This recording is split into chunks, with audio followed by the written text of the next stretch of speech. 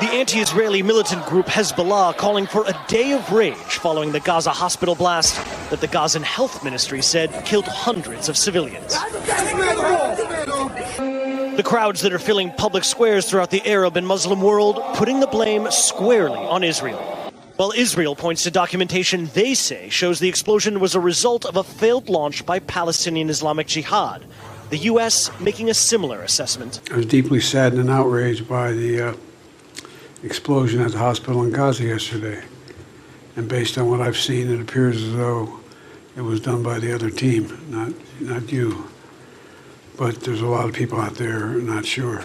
So we got to overcome a lot of things. You've all heard by now that a rocket tragically landed on a hospital in Gaza and killed over 500 people, both patients and people seeking refuge in the hospital, seeking shelter there. Immediately, Israel was called monsters, was blamed, was called abhorrent by people across the world.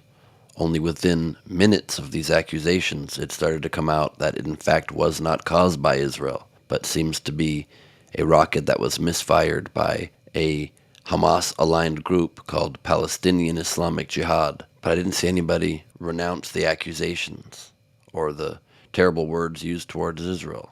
It's a tragedy either way, of course, but when your words shape the way that people across the globe see this terrible situation, it's also incumbent when something is mistakenly attributed to one side of this conflict to correct it when it does not seem to be true. Otherwise, it leads to videos like we've seen of people around the globe, even here in the U.S., of people looking at photos of the hostages and sneering at them and laughing and taking pictures of children who are held hostage.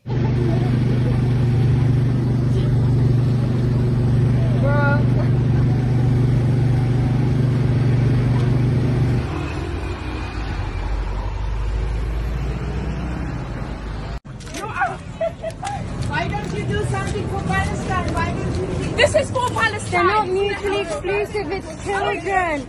It's children. It's innocent people. Okay, what about the children in Palestine? That's not. It doesn't make it. Right. Jesus. I was on a call, a private Zoom yesterday, with people directly from Israel and people in the Israeli government, and we heard from a mother who had her youngest child taken hostage, who's now currently being held hostage in Gaza, and she was crying and saying, please focus on getting the hostages back. And at the same time, we've seen horrible loss of life of innocent Palestinians. The death toll is now well over 3,000 people, and 1,000 of them children. That is horrendous and horrible, and the innocent loss of life must stop. At the same time, Hamas is still sending hundreds of rockets into Israel trying to kill innocent Israelis. If the immediate focus should be and must be on getting the hostages back, there was at least floated by apparently a high-up member of Hamas to NBC's Richard Engel saying that if Israel were to cease fire, they would release all of the hostages, including the Israeli hostages, back into Israeli territory. That's something that should be strongly considered. There will be plenty of time to figure out how to dismantle Hamas leadership without the enormous loss of innocent life, while ample time is given for humanitarian corridor to be established, for the aid to come in that now Israel has agreed to do, that the U.S. helped broker. That would seem to serve the aims of all parties. And if Hamas does not want to be seen as a terrorist organization and didn't take these hostages simply to torture them, then offer to go into peace talks. Offer it up.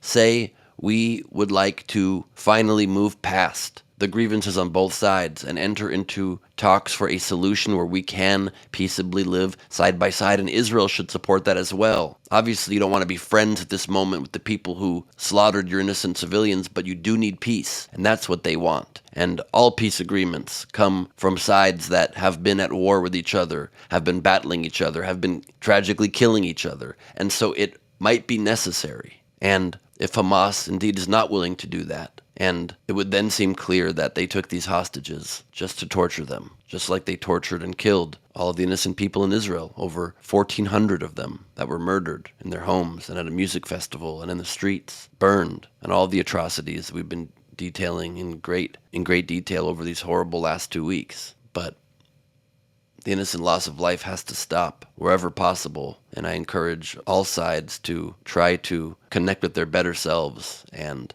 do whatever they can to stop the loss of innocent life. If Israel wants to be seen worldwide as the people who are better than the terrorist organization that randomly decided to cross their borders and kill their citizens, then they have to be. I just pray for the loss of innocent life to stop and hope that there is a way that can be achieved while Israel can still protect itself, as it of course has the right to do. I'm Ben Gleib for Rebel HQ.